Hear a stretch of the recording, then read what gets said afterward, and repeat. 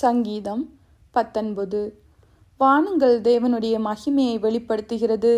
ஆகாய விரிவு அவருடைய கரங்களின் கிரியையை அறிவிக்கிறது. பகலுக்கு பகல் வார்த்தைகளை பொழிகிறது, இரவுக்கு இரவு அறிவை தெரிவிக்கிறது. அவைகளுக்கு பேச்சும் இல்லை, வார்த்தையும் இல்லை, அவைகளின் சத்தம் கேட்கப்படுவதும் இல்லை. ஆகிலும் அவைகளின் சத்தம் பூமி எங்கும், அவைகளின் வசனங்கள் பூச்சக்கரத்து கடைசி வரைக்கும் செல்லுகிறது. அவைகளில் சூரியனுக்கு ஒரு கூடாரத்தை ஸ்தாபித்தார். அது தன் மணவரையிலிருந்து புறப்படுகிற மணவாளனை போலிருந்து பராக்கிரமசாலியைப் போல் தன் பாதையில் ஓட மகிழ்ச்சியாயிருக்கிறது. அது வானங்களின் ஒரு முனையிலிருந்து புறப்பட்டு அவைகளின் மறுமுனை வரைக்கும் சுற்றி ஓடுகிறது. அதன் காந்திக்கு மறைவானது ஒன்றுமில்லை. கர்த்தருடைய வேதம் குறைவற்றதும் ஆத்துமாவை உயிர்ப்பிக்கிறதுமாயிருக்கிறது.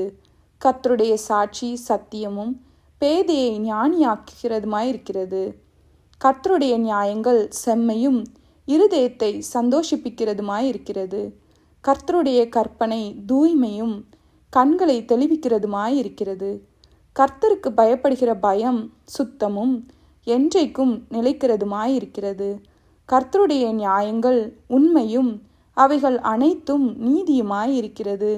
அவைகள் பொன்னிலும் மிகுந்த பசும் பொன்னிலும் விரும்பப்படத்தக்கதும் தேனிலும் தேன் கூட்டிலிருந்து ஒழுகும் தெளி தேனிலும் மதுரமுள்ளதுமாயிருக்கிறது.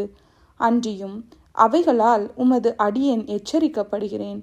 அவைகளை கைக்கொள்கிறதினால் மிகுந்த பலன் உண்டு. தன் பிழைகளை உணர்கிறவன் யார்? மறைவான குற்றங்களுக்கு என்னை நீங்களாக்கும். துணிகரமான பாவங்களுக்கு உமது அடியேனை விலக்கி காரும். அவைகள் என்னை ஆண்டு கொள்ள ஒட்டாதிரும். அப்பொழுது நான் உத்தமனாகி பெரும் பாதகத்துக்கு நீங்களாயிருப்பேன். என் கண்மலையும் என் மீட்பருமாகிய கர்த்தாவே, என் வாயின் வார்த்தைகளும் என் இருதயத்தின் தியானமும் உமது சமூகத்தில் பிரீதியாயிருப்பதாக.